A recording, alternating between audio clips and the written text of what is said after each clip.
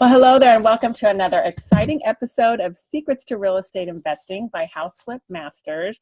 And we have, I'm going to say, a guest who's pretty cool and laid back and relaxed, unlike me and many of my peers. So I'm really excited to introduce you listeners to a gentleman by the name of Mike Wolf. He's been investing for 27 years, and he's got a whole different take on it that some of us, it seemed to be jumping from one rat race and hamster wheel into another one where we are really busy and sometimes feeling like there's never enough time to get everything done. And Mike is going to share some of his tips on having a lifestyle of freedom and a little more relaxation and still, doing real estate investing. So with that, welcome to the show, Mike.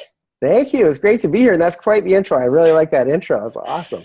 Well, I am so excited for you to share your wisdom and experience at 27 years. That's a long time of being in this game of real estate investing. So why don't you give our listeners some background on you and how you got to where you are today? Compress that 27 years into 5 minutes. There you go. Wow. Okay. Let me see what I can do about that. So, so basically I started in real estate 100% by mistake. I had no aspirations to be a real estate investor. Matter of fact, if we go back in time, I was actually at one point living my parents' dream. They wanted me, especially my mother, wanted me to be a lawyer.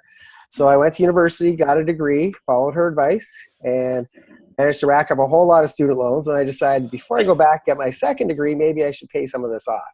And I got a job at the phone company where my friend, his mother was a manager, and got a job there. And it was union, and it was government back in those days, and it paid really, really well. I won't say really, really well for a job. And basically, while I was there, I had, my credit was good, and managed to buy my first property while I worked at the phone company. Wow. And, yeah, I got really fortunate. I was quite creative to make it work. I actually didn't have a down payment because I had all these student loans. I had no money, but I had good credit, so I got a line of credit. Cut myself a check, put it in the bank, let it sit for 90 days to make the bank happy, got a mortgage, bought my first property with no money down. And anyway, around 2 years after I bought it, while I was still working at the phone company trying to still pay off my student loans, the market took off. And all of a sudden I was sitting on a lot of equity and decided, I looked back and thought to myself, in the last 2 years I made more money owning this piece of property than I did going to this phone company every day to a job I didn't really like. And Got I a thought, question if I did this on by that. mistake, what would happen? Quick question on that. Sure. Before you keep going, what was the property? Was it a rental property? Did you live in it yourself? Was it a single family home? Tell us a little bit about that, because we have so many people who have not yet jumped in. I lived in it. I moved into it. And and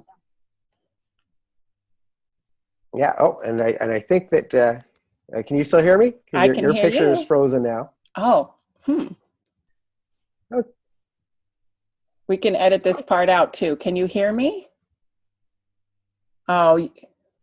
Now I can hear you. I'm going to shut down a few things in the background just to see if it makes any difference. I don't have that much open, but it could be hotel Wi-Fi too. Let's see.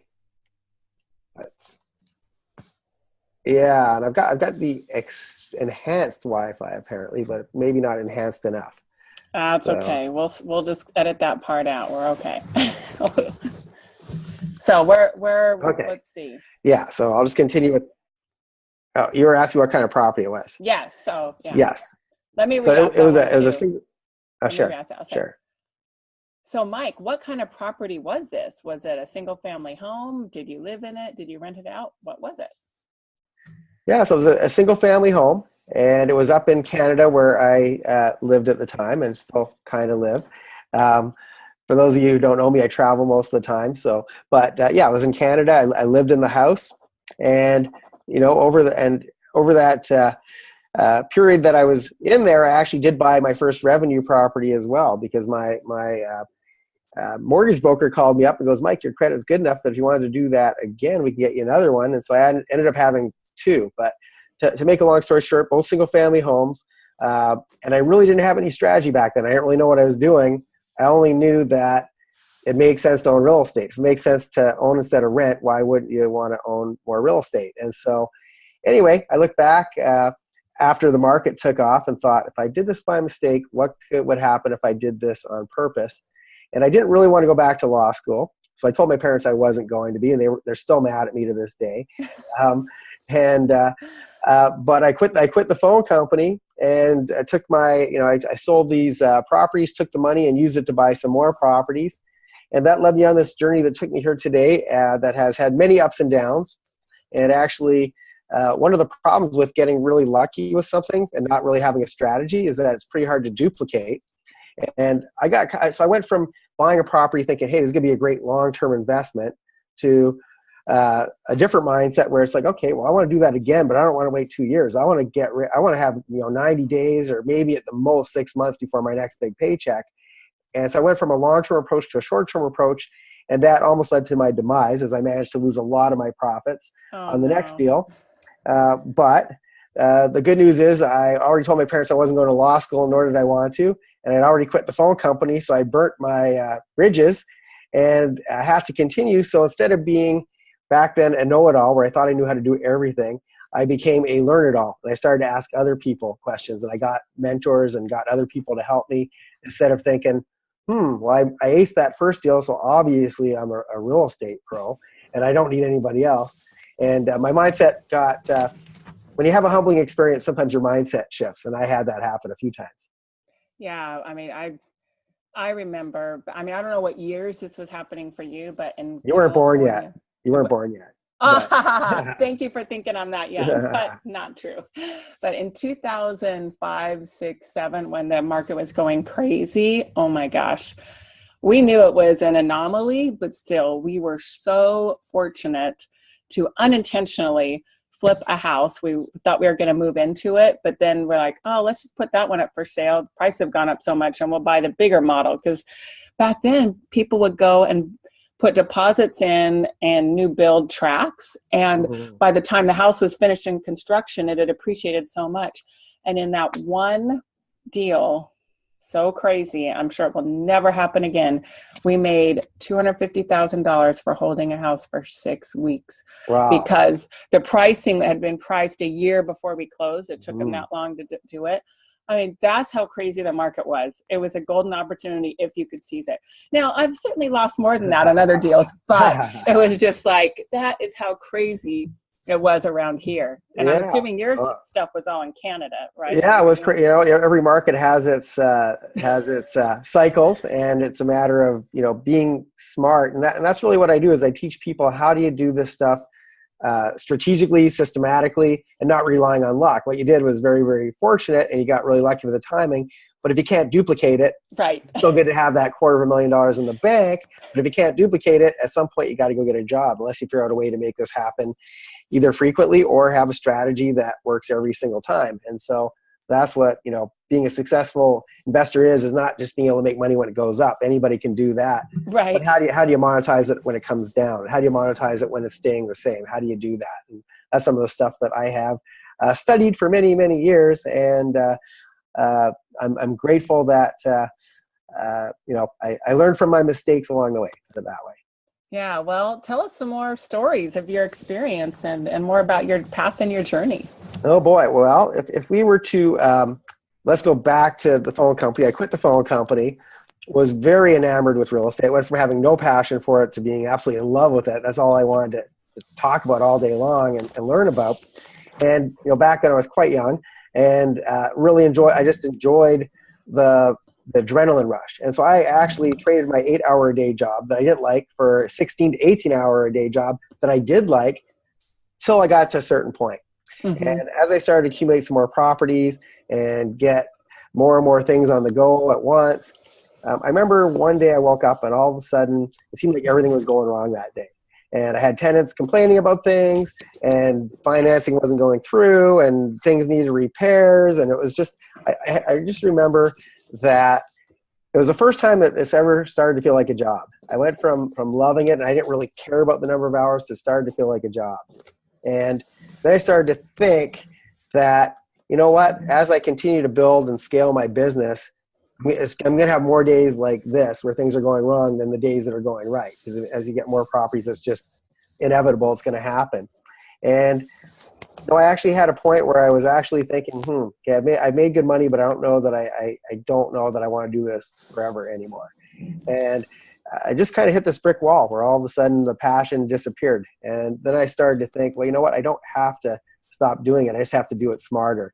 And so, I love my parents, but one of the things they taught me, besides that I should go to law school, which is crazy, the other thing they taught me is, you know what? You go get a good education, you work hard, and, you pay your dues, and you'll have a great life. Well, I was working really hard. I was working a lot of hours, and things were going downhill.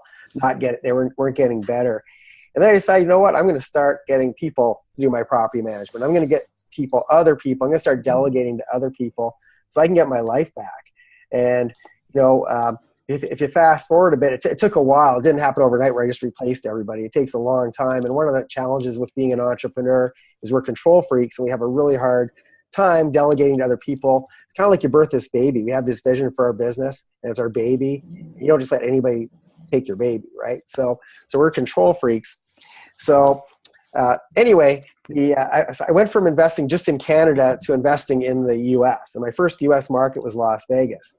And at that point, I was now forced to delegate whether I wanted to or not. And so I couldn't be at two places at the same time at the end of the month. So I reluctantly hired a property manager. And then I went to what I call the second phase of entrepreneurship. First is being the solopreneur, where you do everything. Then you go to the micromanager phase, where you start to hire people, but you spend just as much time working, but that work is now babysitting and telling them how to do their job right, even though they know how to do it better than you. And I went to that phase and realized, my property manager in Vegas was collecting a lot more rent than I was in Calgary that I was doing on my own to try and save the 10%. And not only that, even after I paid him the 10%, he was still making me more money. And so I started to look at it, and like I said, I was micromanaging him to death, where it's like, okay, I need to know every little thing that's going on with the property. I remember that, there was one week where I had 2 fridges break in 2 different properties, and he had to call me up and let me know each time. And not once did I say, hey, the tenant doesn't need a fridge. It was always the same answer, see what it costs to fix it. If it's more than a certain amount, then just replace it. And I started to realize that, well, why don't I just put some systems in place? Or better yet, why don't I start to trust that these people know what they're doing better than me and let them do what they're good at? And then I got to the third phase where, basically I would hire really good people, let them do their thing that they're good at. And 99% of the time they would do 100 times better than I could have done myself. And I got my freedom back. I got my time back. And, in the interim, by the way, I had a daughter. She's now 21. Back then, when she was younger, there were times where I'd leave the house and it would be dark, and I'd come home and it would be dark, and I missed the entire day. I didn't get to see my daughter all day. So all these different things were coming into play, where it's like, I got to get my time back. And that's really, these days I do the opposite. And my lifestyle. I'm always traveling. I spend a lot of time. I do a lot of volunteer work.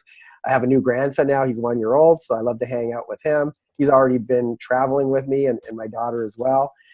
And so I went from being the workaholic, starting to burn out, starting to be really stressed, to being I wouldn't say a playaholic. I spent a lot of my time giving back and doing stuff that I only like to do stuff that I love. And my currency has changed over the years. Back in the day, it was all measured by how much is in my bank account.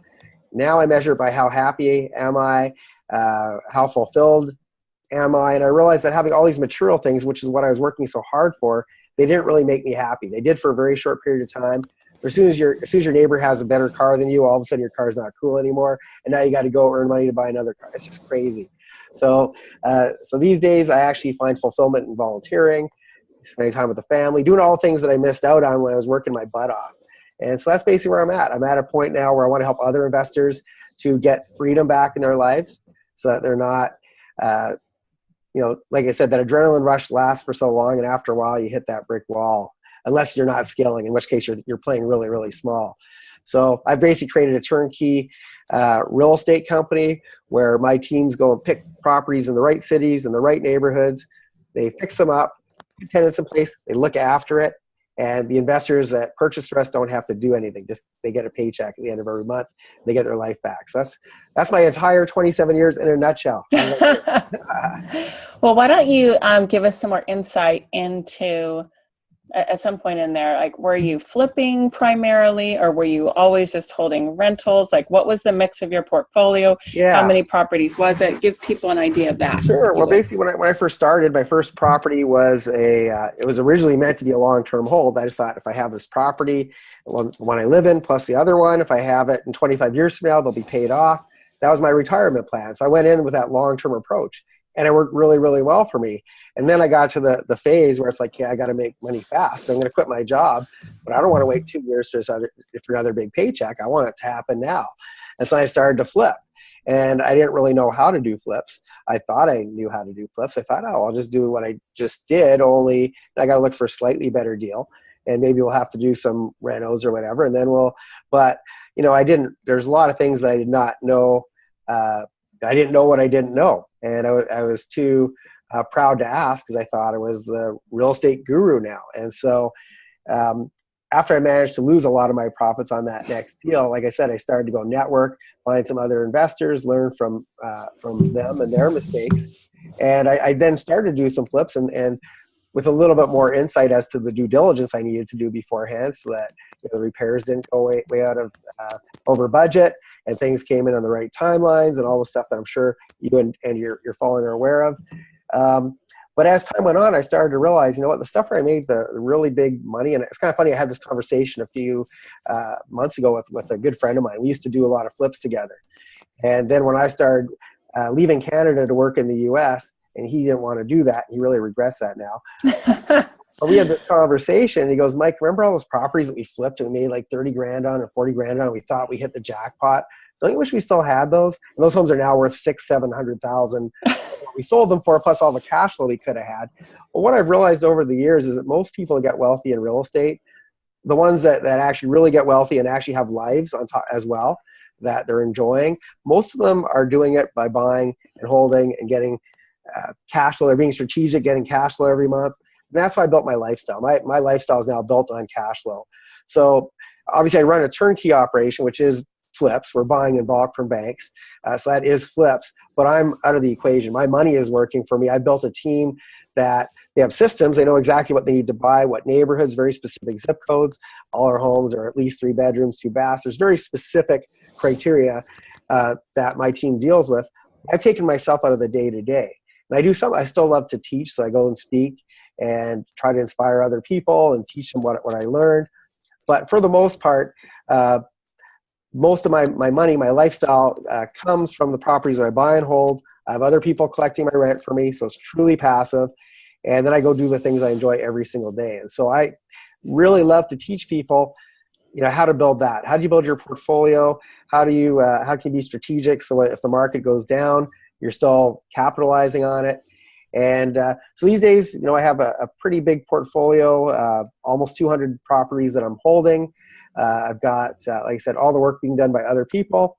And for the most part, I do stuff I love every single day. I wake up and I feel very fulfilled and happy. And it's not because of all the toys. I'm actually a minimalist. I'm in a hotel room right now in San Diego. I travel all over the world. I live in hotels. One of the mastermind groups I belong to, they call me the homeless millionaire. It's ironic as a real estate investor to be homeless, but I truly am. I don't, I wake up and I'm a really big fan of sunshine. So I will fly somewhere sunny and warm, and I love the beach. I also like to fly and see my daughter and my grandson, or fly them to me. Love to, give back. But all this stuff is paid for by my buy and hold properties. And so I don't tell people you should never flip. That absolutely, we've made some money on it.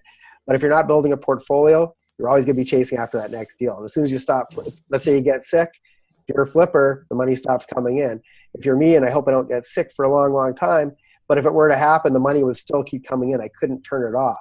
So that's a pretty good position to be in. So I'm a really big fan of creating truly passive income. And real estate's one way that I do it. I do it in other ways as well.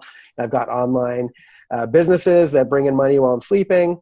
I've done money lending, where I have other people that do the due diligence on who we lend to, and the money comes in passively. And so I won't put anything on my plate that actually involves anything that's stressful, anything that takes up more time than I'm willing to put into something. And like I said, when your currency goes from dollars and it shifts to happiness, then you're measuring your opportunities a lot differently. And to me, flipping, like I said, it's not horrible, and I have some friends that do it, but most of my friends that are successful at it, if I actually want to hang out with them, I've got to go in their car with them and drive around looking at properties all day, because that's what they do every day. And I'm sure some people listening can relate, and that used to be me. So I was there. Yeah. Well, and I think you bring up a good point too, when you're talking about how you went from flipping to holding.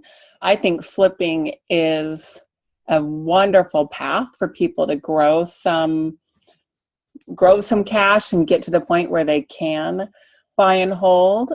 But why don't you give us some of your insights on, like, if somebody, I assume you sell properties to investors, right? Absolutely. Yeah, that's our They truth. need to have cash to do that, right? I mean, it's not a seller finance type Yes deal and or no. something. So Okay. obviously you have to have cash. However, it doesn't have to be your cash. And so think of this. Think of how many people have money sitting in their retirement fund, and how often do you hear people say, "Boy, I'm so excited with my retirement fund. It's going so well for me." Never. Never No. heard.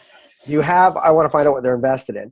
But there's a whole bunch of people that don't know that they can take that and turn that into a mortgage for you to go buy a property. And there's people with liquid cash sitting in their bank, not doing anything. And if you were to offer them 5-6% instead of the less than 1% they're making, you've now created a win-win. So it doesn't have to be your money. You get lines of credit. My first home, I didn't use a dime out of my pocket. I didn't even know what I was doing, but I had a mortgage broker who said, well, if you do the A, B, and C, we'll get you into a home. And that's exactly what I did. And everything was above board. I'm not talking about doing stuff illegal or gray area. It's all 100% legal.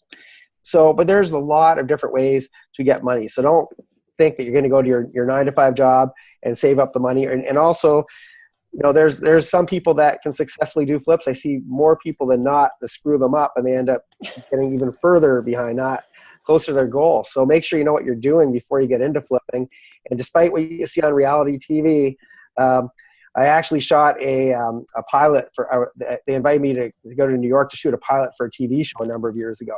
And then they said they really liked it, but they wanted me to add more drama to it. And I said, I'm not an actor. I'm here I can show you how real estate really works. If you want an actor, Brad Pitt might be available. I don't really want to, I'm not looking to be an actor. So believe it or not, the stuff you see on reality TV is not real. So, very few people can successfully do flips on a regular basis, and finding the deals is very competitive. And there's a lot of things that can go wrong. And if you're using hard money, the bills add up. There's all these things that can go wrong. And I'm not saying that you can't do it. And certainly if you find an amazing opportunity, run with it if you know what you're doing.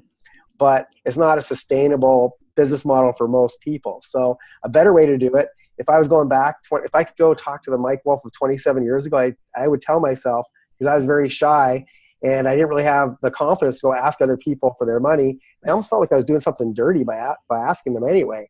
And then I learned, guess what? You can create a win-win where you're helping somebody else get way better returns on their retirement funds or liquid cash, whatever. And, you can borrow their money and create a really good win for them and create a win for yourself. Start building that portfolio sooner than later. And actually, we do have in-house financing anyway now. So if money is a challenge, we're not going to put up 100%, obviously. But if you have some money, the homes, by the way, are not California prices. My market right now is Atlanta. The homes typically start around the 90s. To give you an idea, a $100,000 home in Atlanta is around a $600,000, $700,000 home in San Diego or LA. Okay.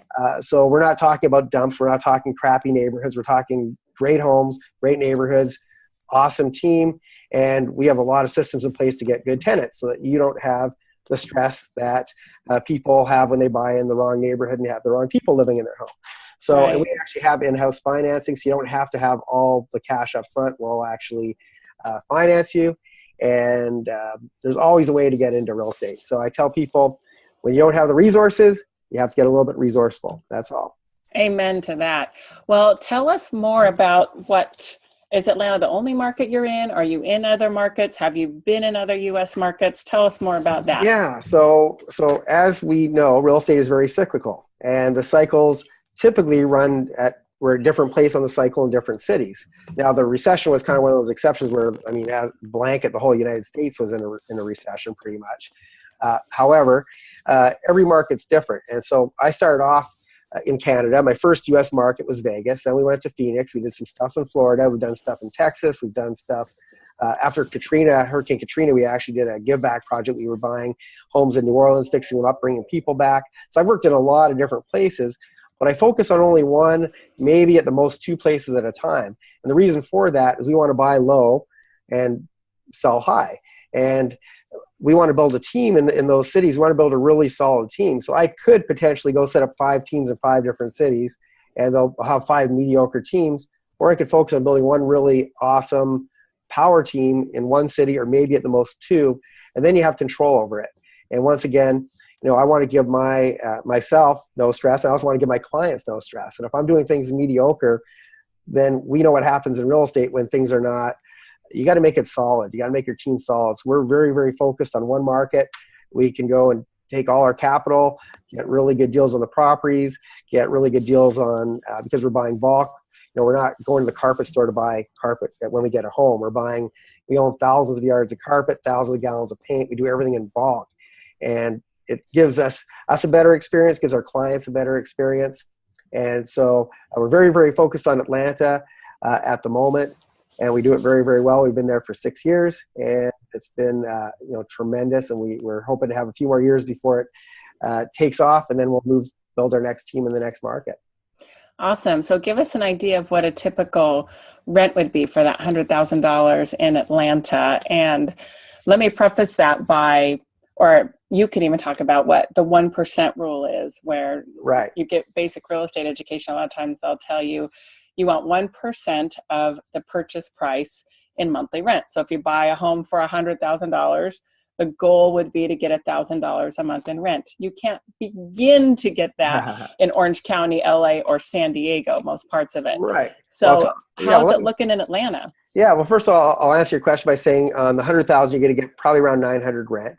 And then I'm also going to say the problem with the 1% rules is very, very focused on one of the, well, actually, let me tell you how we pick a market, first of all. Yeah. So the first thing we look at, and most people don't even think to look at this, the first thing we look at before we even get started is the market, is it landlord friendly or is it tenant friendly? And so as you know, living in California, which is very, very tenant friendly, if you get a bad tenant in your home, they can live there for a year, maybe more, even if they know how to work the system well enough, without paying any rent to you, and you can't get rid of them. Yep. So I don't know about you. You've been in real estate for a while. Have you ever once had the bank say, hey, I hear you got a bad tenant. Well, you know what? Don't pay your mortgage. You don't have, when you get a good tenant, it hasn't happened. Does not happen. So how do you run a business when you have no revenue coming in, but you have all these expenses? You still got to pay your property taxes. They're probably, if they're not paying you, they're probably not really taking good care of your home. They don't really care. So number one thing I look at, is it landlord friendly or tenant friendly? Before we look at any 1% rule or how much rent. The second thing I'm going to look at, how do we get rich in real estate? We get rich when the homes appreciate. How did I get that first initial deal that got me into this game? It's because my property appreciated, went up. So how do you get appreciation? You have to go to a market where there's jobs being created, where the population is growing. We also want diversified economies. I don't want to go to a place where it's all one industry. So I don't want to go to Detroit where it's the auto industry, because that industry is done. The future of automobiles is self-driving cars, and the big players are going to be Apple, Google, Uber. They're all up in the Bay Area. They're not in Detroit. So number one, we want to be somewhere where there's lots of diversification. So Atlanta, 75% of Fortune 500 companies have an office there. Head office to Coca-Cola, Turner Broadcasting, Delta Airlines, Home Depot, and the list goes on and on and on. And that's because the same government that says, hey, we're going to be in favor of the landlord because these are business people. They're also in favor of, hey, let's offer these guys tax incentives. They move their head office here because it's very, very smart. So I want to be in a place like that, because where are people going to move? Where there's jobs. So that's the number two thing I look at. The number three thing I look at is the 1% rule. How much money will you be able to generate? Taking money in your pocket, how much rent will you be able to generate with that? But if I don't have those first two things, then I don't really care about that third thing, because you're not going to get it. You're going to get what's called paper returns. You're going to get stuff that looks really good on a spreadsheet, but in real life, what happens when there's high unemployment, your tenant's not going to pay you. You're going to get 2 months rent out of the year if you're lucky. Your repair bills are going to be high. If you're buying old homes, your repair bills are going to be high. So I want to get returns that are accurate. And so I could go buy in Ohio, I could go buy in Detroit, and I could promise people 15% returns, which they'll never see, but they're never going to get that appreciation, so they're never going to get rich. I'd rather give up a little bit of money each month to know that I'm going to get that big boost when the market gets to where it should be. So I want to get in undervalued markets where the government's on my side for getting rid of bad tenants. And by the way, in Atlanta, we get rid of a bad tenant in about 3 weeks typically. And Sweet. yeah.